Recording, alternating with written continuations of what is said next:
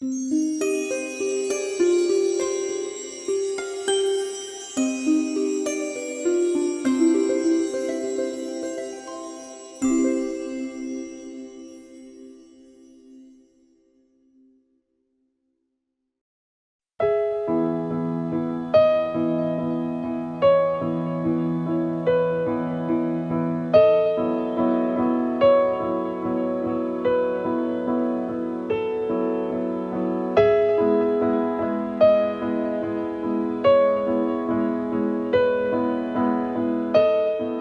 زندگی مجسمه است.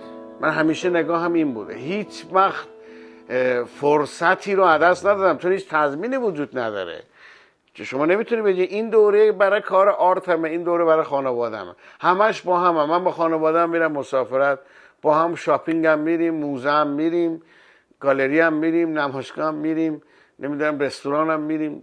زندگیمو همین جوریه. من صبح تا شب تو آتلیه میام، لباس کار میپوشم، کار میکنم، شب میرم خونه سوپری خرید میکنم، میرم با خانواده‌ام میشینم یه فیلمی با هم میبینیم و صحبت میکنیم، شام میخوریم، حالا وسطش بحث هنری هم میکنیم، یه فیلم هنری هم میبینیم. من با همه آدم هایی که من زندگی میکنم تو رابطه کارمه، دوستام تو رابطه کارمه، فیلم میبینم، کتاب میخونم، هر کاری میکنم در رابطه با کارمه، هر فضایی هست، همه اینا لذت بخشه. من آتولیم وسط شهره، دلیل این که دوست ندارم ارتباطم قطع بشه. یعنی همینقدر که مجسمه برام مهمه، مجسم سازا، هنرمندا، نقاشا برام مهمن. خیلی انسانی میبینم من. یعنی اصلا قبل از این که به آدم ها میخواد هر چی باشه که این آرتیست نیست، نمیدونم هر شغلی داره، تراشکار، راننده، هر چی هست، قبل از اون به عنصر انسانیش خیلی فکر میکنم که این آدم مثل منه،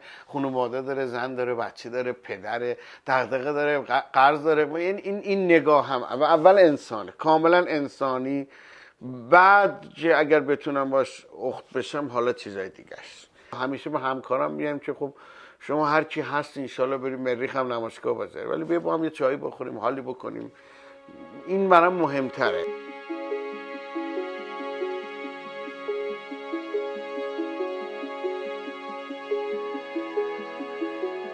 آثار اساتید گذشته تاریخ هنر خب یه بخشش آموزندگی مسیر رو به شما نشون میده، یه بخشش هم تکنیکه که به شما اعتماد به نفس و جرأت میده که با اون متریال میشه کار کرد.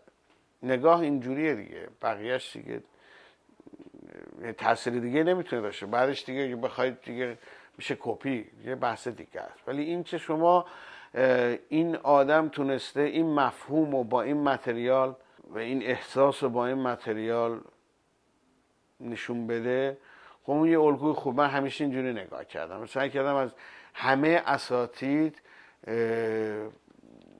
اون مسیر رو یاد بگیرم که برای، چون آخه تو مجسمه سازی ماده خیلی مهمه، ماده یه عنصر خیلی تعیین کننده است و اینکه یک آرتیست مجسمه ساز فکر کنه ببینه که کدوم حرف و با کدوم ماده به راحت میشه زد و شدنیه. که خیلی از کارهایی که موفق نیست دلیلش اینه که این چیدمان این عناصر در کنار همدیگه درست اتفاق نیفتاده. این تمام این مدارس هنری میخوان به ما یاد بدن که حس رو چجوری انتقال بدیم، موندگار بشه، یگانه باشه، بعد به یه اثر شاخص تبدیل میشه. قاعدتا اگر قرار باشه که یک زمانی یه مجسمه دوست داشتم، مثلا دوست داشتم یه کار جاکامتی رو داشته باشم، اون آدمای لاغر چشیده و پر از احساس. اونم بیشتر به خاطر اکسپرسیو خاص خودش، یه جورایی فقر مادی داره ولی غنای معنوی توشه.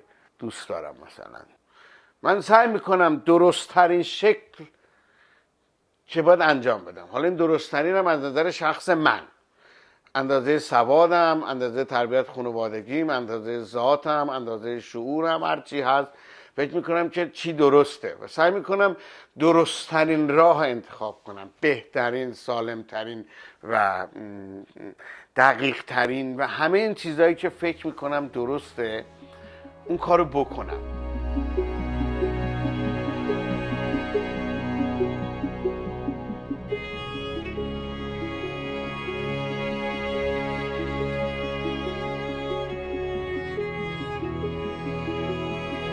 یه نگاه هم اینه که همیشه تمام اتفاقات رو خواستم تبدیل به فرصت کنم. این همیشه بوده. یعنی قرار بوده که مثلا من یه 6 تومن 7 تومن حقوق میگرفتیم، مثلا همون حوزه برای کار تجسمی، در کنارش من برم کار فیلم، شعر، داستان، رمان، تحقیقات، پژوهش، این کارا رو بکنم، یعنی تبدیل به کار بکنم.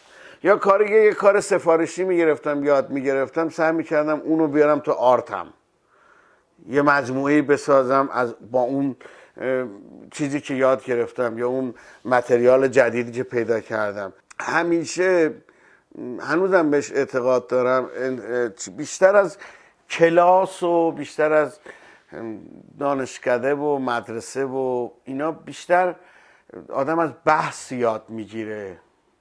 من بیشتر همیشه همین بوده که هیچ وقت هیچ فضایی ما نداشتیم که این آرتیستای ما بتونن تجربه هاشون رو بیان بحث کنن و اون بخش فرسایشیش، من فکر میکنم تنها مشکل من در تو کارم، احساس میکنم که مثلا یه 7-8 سالی اینی که خودم رو پیدا کنم و این کسی نبوده که بگه آقا آدرس مسیر این وره، هی بچرخی، هی آزمون خطا کنی تا راهتو پیدا کنی. بیشتر از این تنها ناراحتیم شاید اگر باشه. بازم من ناراحت اون نیستم، بالاخره همیشه برای رسیدن به تعالی بالاخره راهی هست و میشه با خوندن و دیدن و اینا همیشه رو به جلو بود. ولی اینی که یه راهی، ولی به خاطر همین من سعی میکنم الان هر کسی باشه تجربیاتم و شکستام و موفقیتام و بی پرده رک بگم، بعد بگم آقا جون این مسیر رو نرو، گیر میکنی، سعی کن پلان بعدیت اینو برو که زودتر به آدرس برسی که عمر تلف نشه.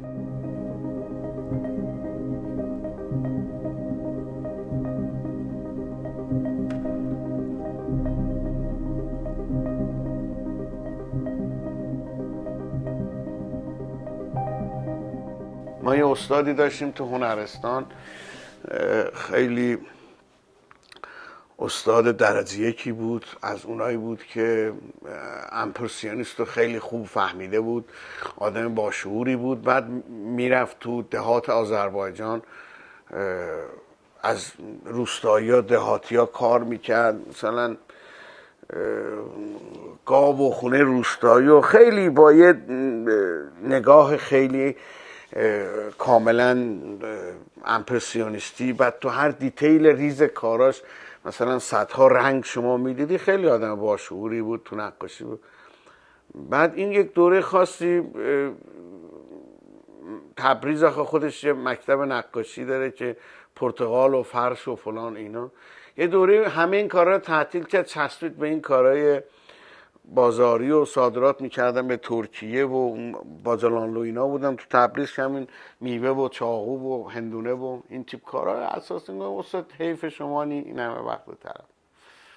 گفت نه، من تصمیم گرفتم که یه دوره این کارا بکنم، یه پول خوبی جمع کنم، بعد برم تهران دیگه با یه آرامشی توی آتلیه و یه زندگی دیگه‌ای بسازم و بشینم این کارای دلم بکنم. و همون آدم بعداً وضعش خوب شد، اومد تهران و یه دفتری خرید و فلان، بعد رفت حسن آباد می صندلی بخره، همون اتوبوس زد مرد. به همین راحتی، هیچ پروسه‌ای تضمینی که وجود نداره، این که باید همین لذت برد. اون آنه است، اون میگم دیگه، اصلا هیچ چیزی تو این کائنات، تو این هستی به جای وصل نیست که پایه داشته باشه. همش تو خلاست و تو فضاست، هیچ چیزی وجود نداره. تمام زندگی هستی همین شکلیه. بعد حالا من و تویی که تو این هستی داریم زندگی میکنیم، کجا شد جدی بگیر؟ ما نه اون ورشو اختیاری داشتیم نه این ورشو. شما نه در تولد سهمی داشتی و نه تو مرگ. شما در جبر زیستنی. خب وقتی من این که به سر ته قضیه ایمان ندارم نمیدونم چه جوریه چرا جدیش بگیرم؟ من تو این جبرم سعی میکنم لذت ببرم.